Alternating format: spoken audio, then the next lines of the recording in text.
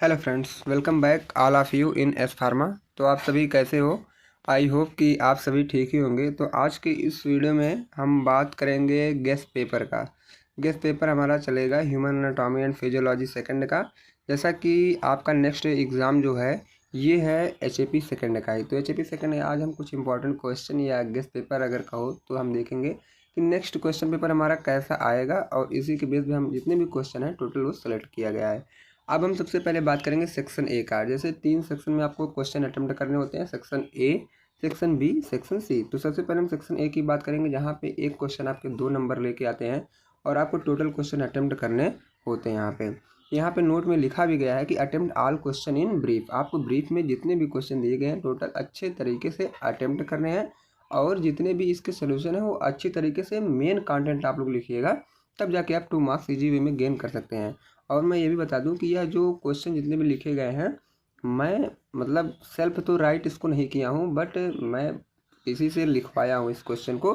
तो कहीं भी अगर स्पेलिंग वगैरह मिस्टेक होती है तो आप लोग थोड़ा सा मैनेज कर लीजिएगा अभी, क्योंकि मेरा हेल्थ सही नहीं है इसलिए मैं बता रहा हूँ। अब देखो, क्वेश्चन नंबर फर्स्ट से हम बात कर रहे हैं, what is an action potential. पहला क्या है, what is an action potential, जो कि मोस्ट पॉपुलर क्वेश्चन है, कई बार पूछा गया है। देन नेक्स्ट क्वेश्चन क्या है, डिफाइन ग्लोमेरुलर फिल्ट्रेशन रेट, मतलब 60 में जिसको बोला जाता है जीएफआर। यह भी क्वेश्चन कई बार पूछा गया है। देन नेक्स्ट क्वेश्चन हमारा है, डिफाइन टर्म सिनेप्स। सिनेप्स भी कई बार पूछा गया है। अब हम चलते हैं अपने नेक्स्ट वाले क्वेश्चन पे। नेक्स्ट क्वेश्चन हमारा आता है question number 4, right the dental formula of temporary and permanent teeth. आपको बताना है कि dental formula of temporary and permanent teeth का ये क्या क्वेश्चन, थोड़ा सा मतलब आप लोग कहोगे सर मैं तो पहली बार सुन रहा हूँ, तो ऐसा नहीं है, क्वेश्चन कई बार रिपीटेड किया गया है, तो इसको आप लोग तैयार कर लीजिए, बाकी शायद वो पूछ ही ले। नेक्स्ट क्वेश्चन की बात करें, English the function of hormones. Hormones के आपको फंक्शन बता देने हैं, लिस्ट मतलब 4-5 जो भी होता है लिख दीजिएगा, क्योंकि बिल्कुल ईजी है ये सब। 6 क्वेश्चन की बात करें, define the term vital capacity and total lung capacity. अब देखो, आपको वाइटल कैपेसिटी क्या होता है एंड टोटल लंग कैपेसिटी क्या होता है, इसको आपको दोनों को अलग अलग हेडिंग बना के दोनों को अलग अलग ही लिख दीजिएगा। 7th की बात करें, draw a well label diagram of kidney है और नेफ्रॉन। अब देखो, यहाँ पे आपको किडनी या नेफ्रॉन का एक अच्छी तरीके से डायग्राम बनाना है, नेमनेशन भी साथ में कर दीजिएगा, तो अच्छे नंबर आप पा सकते हैं। 8 क्वेश्चन की बात करें तो differentiate between exocrine and endocrine glands. आपको एक्सोक्राइन और एंडोक्राइन ग्लैंड्स के बारे में बता देना है। 9th की बात करें तो 9th हमारा है, व्हाट इज मेनोपॉज एंड मेनॉर्क। अब देखो, मेनोपॉज और मेनॉर्क क्या होते हैं, दोनों को डेफिनेशन आपको ब्रीफ में लिख देने हैं।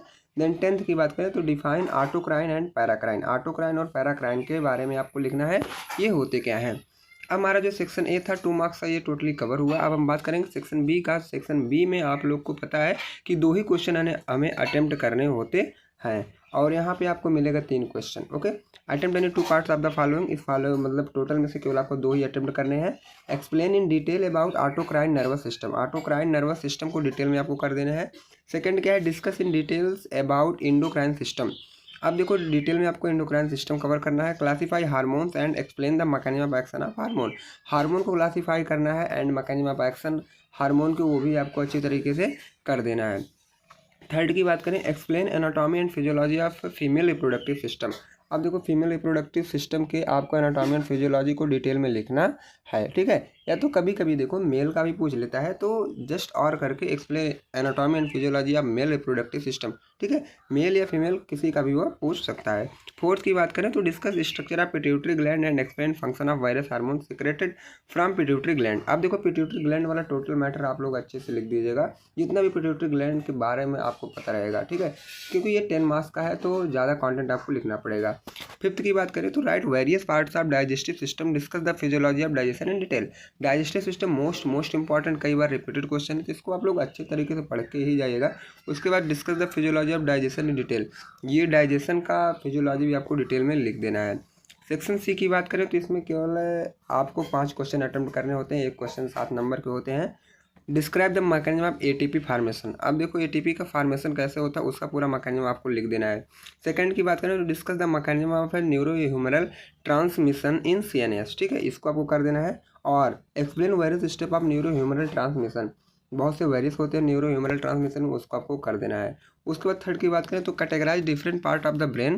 देखो, ब्रेन के अलग अलग पार्ट होते हैं ना, उनको आपको डिटेल में लिख देना है। Explain structure of cerebrum and its functional organisation, अब देखो सेरिब्रम का स्ट्रक्चर आपको करना है और ऑर्गेनाइजेशन मतलब उसका टोटल जो भी है आपको फ्लो चार्ट, ये सारी चीज़ आपको बनानी होती हैं। उसके बाद फोर्थ क्वेश्चन की बात करें तो व्हाट इज ब्रीथिंग, ब्रीथिंग क्या होती है, और रेस्पायरेशन मैकेनिज्म जो है रेस्पायरेशन को उसको आपको डिटेल में लिख देना है। Explain the anatomy and physiology of liver, liver की एनाटॉमी एंड फिजियोलॉजी आपको लिखना है, या तो और करके किडनी का भी पूछ लिया जाता है, तो उसमें से कोई भी आ सकता है। 6 की बात करें तो explain the physiology of menstruation cycle, menstruation cycle की आपको पूरा फिजियोलॉजी बता देना है।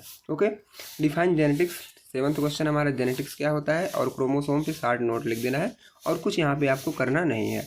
What is BMR and how it determine, BMR क्या होता है और इसे हम डिटरमाइन कैसे करते हैं इसको बता देना है। Describe various factor affecting BMR, BMR को कुछ फैक्टर अफेक्ट करते हैं उसको भी आपको बता देना है। यहीं पे हमारा जो गेस्ट पेपर की लास्ट क्वेश्चन था वो एंड होता है। Thanks for watching this video, मिलते हैं किसी नेक्स्ट वीडियो में। बाकी